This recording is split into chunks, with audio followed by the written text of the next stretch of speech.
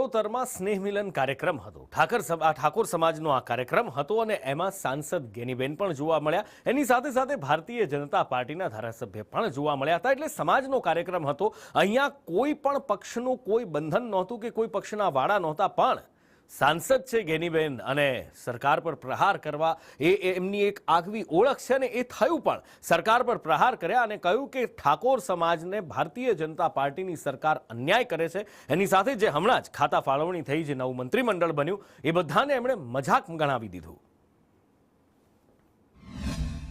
वर्तमान सरकार ए ठाकोर समाज ने घणी रीते अन्याय कर रही है। चाहे बजेट की बात हो, चाहे योजनाओं लाभ आपवानो होय, राजकीय रीते आगेवानों ने क्यांक एने एक जे पद पर स्थान आपवुं जोईए अने पदों पण आप्या। ए पण एक ठाकोर समाज ने समग्र आवड़ो मोटो समाज होवा छतां 38 जेटला धारासभ्यो होवा छतां ज्यां पण खातानी की फाळवणीओ करी छे ए पण एक समाजनी मजाक अने मस्करी समान छे।